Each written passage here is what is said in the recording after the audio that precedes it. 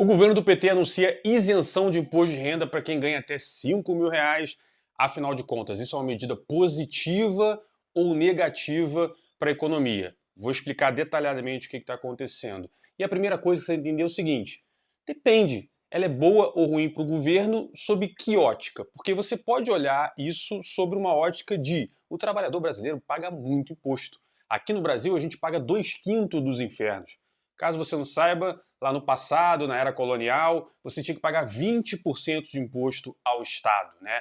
Portanto, 1/5 de tudo que você produzia ia para a coroa portuguesa. Aí, as pessoas à época falaram o seguinte: porra, a gente está pagando 1/5 para o governo, 1/5 dos infernos, né? Que era chamado essa carga tributária. Hoje, aqui no Brasil, a gente paga 2/5 dos infernos. A nossa carga tributária, juntando déficit, inclusive, se aproxima de 40% de tudo que é produzido aqui no Brasil. A questão é que aqui no Brasil os impostos eles são muito diferentes de outros lugares. A gente teve inclusive uma reforma tributária para tentar corrigir um pouco esse negócio. Mas basicamente é tanto imposto cruzado, imposto estadual, municipal, federal, taxa, que esse tipo de coisa acaba se confundindo na população e muita gente não enxerga os impostos que paga, né? Quando você vai comprar um carro, por exemplo, você está pagando uma infinidade de imposto naquele carro. Mas como você olha só o precinho final, você não percebe que a maior parte do que você está pagando ali vai direto para o governo. Eu tenho até uma visão que se a gente pudesse receber o nosso salário na conta para quem é CLT, como é meu caso, na conta bonitinho e depois se recebesse um boleto nos Correios ali, né? Nosso querido Correio, né? Uma empresa estatal, e você tivesse que ir lá no banco e pagar o seu imposto, muita gente ia ficar revoltada. Só que, obviamente, o governo faz uma malandragem. Ele cobra os impostos na fonte, então quando você recebe o seu salário, você já recebe tudo descontado, ele já pegou direto lá com o seu empregador. Então, assim, a redução dos tributos é muito positiva. Parabéns ao governo do PT, ao presidente Lula, seja o que for. De fato, eu acho essa medida excepcional. A gente tem que tirar a carga tributária, especialmente do pessoal que ganha menos, que tem um salário menor. Tudo isso a gente concorda, beleza? Agora vem a questão: por que então o mercado financeiro, por que os economistas, assim como eu, acham que essa medida não é positiva e ela é populista? Por quê? Porque, veja, pessoal, cada vez que você isenta alguém de imposto, ou você dá algum tipo de benefício a alguém na carga tributária, ou seja, por algum tipo de subsídio, você está deixando de arrecadar aquele dinheiro. Portanto, a sua receita vai ser menor. É por isso que muitas vezes você escuta, inclusive o Haddad gosta de falar isso, né, de despesas tributárias, que são basicamente, né, o gasto tributário que ele fala, que é o dinheiro que ele deixou de receber, né? O governo efetivamente não pagou isso, ele simplesmente não arrecadou. E aqui que está o jogo, tá? Ou seja, se o governo está fazendo essa benesse, que eu acho, que eu concordo, que estamos todos alinhados, que é muito legal, agora, esse dinheiro que ele vai gastar, que são 27 bilhões segundo eles ali, isso vai entrar, qual vai ser a contrapartida disso? Né? O que o governo vai fazer? Ele vai deixar de receber 27 bilhões, né, pela expectativa, eu acho que está subdimensionado, mas ok, vai deixar de receber, segundo dados do governo, 27 bilhões.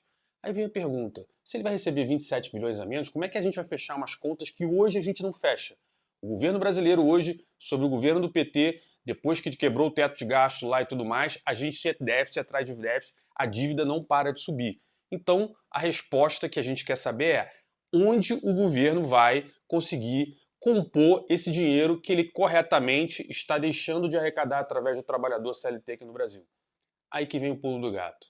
A questão aqui é, se ele fosse um governo sério e responsável, ele deveria cortar gastos, falar, olha, eu não vou cobrar esse dinheiro dos trabalhadores, porém eu vou privatizar o Banco do Brasil, vou privatizar os Correios, vou privatizar um monte de empresa que, inclusive, depois que o governo Lula entrou, passou a dar prejuízo. E o prejuízo é uma despesa do governo, né? Ou seja, se ele vende essas empresas, se ele reduz, né, essas empresas que estão efetivamente dando prejuízo e atrapalhando as contas do governo, seria uma boa medida.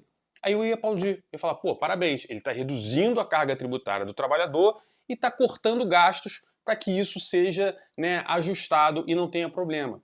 A questão não é essa. Esse governo, em momento algum, está querendo reduzir o tamanho do Estado ou o custo do Estado. Ele virou para a gente e falou, não vou cobrar do trabalhador, mas vou cobrar lá dos dividendos para quem recebe acima de 50 mil. Aí ele usa uns números interessantes, né? Aí você fala, porra, beleza, vai cobrar, vai deixar de arrecadar com a galera do trabalho e vai cobrar do rico. O que até é razoável, é justo. Eu acho que se a gente tiver uma carga tributária que vá mais em cima do rico e menos do pobre, é melhor do que a gente tem hoje. O correto seria ter uma carga tributária mínima. Mínima, mínima, mínima. Quanto mais o Estado consegue operar com um custo menor, menos imposto ele precisa cobrar. A questão é que aí que entra o problema mais grave. São essas contabilidades criativas, são esses números, né, que são paridos numa planilha de Excel. Ou seja, será que vai custar 27 bilhões mesmo? Será que agora, tirando essa isenção, o que o governo vai deixar de arrecadar são 27 bilhões? Porque eu já vi contas no ano passado falando de 40, 45, então por que veio 27? Então os números ali são muitas previsões. Se o cara fala, não, eu acho ali, fiz uma previsão, aí a previsão é aquilo, né? Números não mentem, mas é possível mentir com números. Basta você dizer que vai cortar aqui um volume determinado, porque isso é uma previsão, né? Agora, dizer que vai cobrar com a galera que paga ganha mais de 50 mil em dividendo, aí a gente tem dois problemas, tá? O primeiro é o mesmo problema, tá? Assim, não, eu vou cobrar dessa galera que ganha 50 mil em dividendo e eu vou arrecadar XPTO lá, a grana que ele disse que eu ia arrecadar. Isso também é um número parido numa planilha de Excel. O cara falou, sei lá, eu acho que vai ser isso aqui, fiz uma conta, se eu taxar... Então é uma previsão muito fácil de ser errada, né? A gente pode chutar qualquer número. Por que ele não chutou o dobro, o triplo? Ele fez uma conta de padaria lá e acabou chegando nesse número. Então, muito provavelmente, pode ser que o gasto tributário, né, ou seja, o que ele vai deixar de arrecadar seja mais, e o que ele diz que vai arrecadar através dessa carga tributária em cima da galera que recebe mais de 50 mil em dividendo por mês, ele não consiga performar. Então isso vai ser convertido em um rombo maior ainda, um endividamento maior ainda, e aí a gente está tendo o que a gente já tem aqui no Brasil, que é um endividamento em bola de neve, né? Ele só vai piorando porque a gente não consegue nem pagar os juros da dívida, então a dívida não para de subir. E o segundo que eu acho mais cruel, tá? Porque, infelizmente, aqui no Brasil, a maior parte da população é muito ignorante. Ela não entende muito de carga tributária, o que é normal, tá? Se você é um cara que é ignorante em termos de impostos no Brasil, tamo junto. Porque aqui é tão complexo. O Brasil é um dos poucos lugares no mundo que você tem escritório, departamentos gigantes de tributário, porque é tão complicado você saber o que você precisa pagar de imposto, que você precisa de toda essa complexidade. Mas tem uma lei específica aqui no Brasil que fala em bitributação, ou seja, você não pode cobrar imposto de algo que você já cobrou. É como se você estivesse cobrando imposto em cascata. Cobrei do cara, o cara cobra de novo. Isso é complicado. E aqui no Brasil, aproveitando a ignorância das pessoas, eles começaram a dizer que não se paga imposto sobre dividendo no Brasil. O que é verdade, para muitos casos, tá? E qual é a diferença entre dividendo e lucro? Lucro é o quanto a empresa deu de resultado. Então você tem lá uma empresinha sua, ela deu um lucro lá de 100 mil reais. Tá? Então seu lucro foi 100 mil reais. Aí, como esse dinheiro está dentro do CNPJ da empresa, quando você tira dividendo, você está tirando esse dinheiro, parte desse dinheiro provavelmente, e colocando na sua conta da pessoa física. No mundo inteiro, o pessoal cobra uma carga tributária em cima de dividendo, mas não cobra do lucro. Porque se você deixou o dinheiro dentro da empresa, você provavelmente vai reinvestir na empresa, vai contratar mais gente, vai aumentar a sua empresa, a sua planta lá comercial, vai fazer um monte de investimento. E isso é saudável para um país.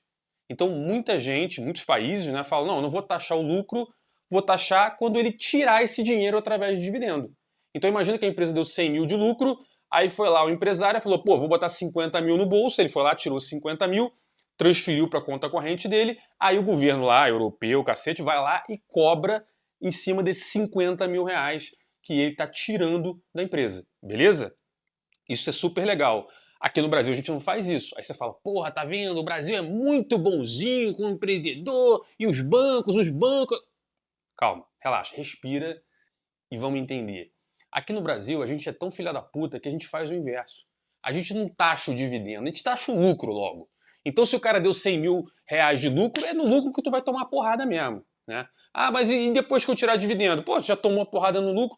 Mesmo exemplo, se na Europa eu dei lucro de 100 mil e eu tirei 50 mil em dividendo, eu vou cobrar em cima dos 50 mil. Aqui no Brasil não, você cobra nos 100. Se o cara vai tirar, não vai tirar, isso é o problema dele. Então, taxar o dividendo no Brasil tem uma questão constitucional, eu não sei te explicar detalhadamente, mas é uma questão jurídica, que vai falar o seguinte, porra, tu já cobrou o imposto do lucro do cara. Aí o cara vai tirar o dinheiro, transferir para a conta corrente, vai cobrar de novo? Então você está cobrando 2 vezes em cima do mesmo dinheiro. Então isso provavelmente vai ter dificuldade em passar no Congresso. Mas aí que entra o lado populista da coisa. O Lula está interessado não é em olhar para o futuro. Ele não está interessado em montar um país para que, se vier outro presidente, seja ele reeleito, seja um poste dele, ou seja um cara da direita, seja o que for, ele está falando, não, eu estou olhando para o país. A gente tem que melhorar o país. E esse é o problema do Brasil. A gente não tem visão de Estado aqui no Brasil. A gente tem visão assim, pô, para onde vai esse país? Se eu perguntasse para você hoje, que está me assistindo, quais são os planos de longo prazo do Brasil? Para onde o Brasil quer ir? Ele quer ter uma carga tributária pequena? Ele quer ter um governo menor? Ele quer ter mais estatais? Ele quer virar uma espécie de China, um capitalismo de Estado? Ou ele quer virar um país mais livre, tipo Nova Zelândia? A gente não sabe. A galera que está em Brasília, cada um pensando para um lado, a gente não tem estratégia de longo prazo. A gente é obrigado a ver isso. Governos que chegam lá, no dia seguinte lá, recebeu a faixa, entrou no escritório, sentou na mesa, já está falando em reeleição, em eleição de prefeito, eleição de vereador, e como é que vai votar o partido. Então a gente está sempre pensando de 2 em 2 anos. Como é que eu vou fazer para daqui a 2 anos o meu partido crescer, e depois chega a eleição municipal, e agora vai vir presidente. Então as pessoas pensam em atitudes, elas pensam em ações no governo que façam com que ela constantemente tenha uma popularidade boa para se reeleger. Só que para ter popularidade boa, no geral, é igual criança. A mãe boa, o pai bom, é aquele que diz não para a criança. Quando a criança vai fazer uma besteira, ele vai falar não, e a criança chora, e ele vai chorar mesmo. Beijo para minha mãe é excelente nisso. Me educou, graças a Deus, de uma forma maravilhosa. Porque ela sempre soube falar não para mim. Isso aqui não pode. Eu vou chorar. Pode chorar, não tem problema. Isso é uma pessoa que vai ajudar você a evoluir. Agora, para governos é o melhor. Deixa fazer o que quiser, vou dar o melhor. Mas isso no futuro vai ser um problema. Dane-se. No futuro talvez eu não esteja aqui, o meu partido não esteja aqui, então vamos olhar só para o presente e para a próxima eleição. Triste, mas é verdade. Essa é a sina no Brasil, beleza? Se você gostou, curte aí e vejo você no próximo vídeo.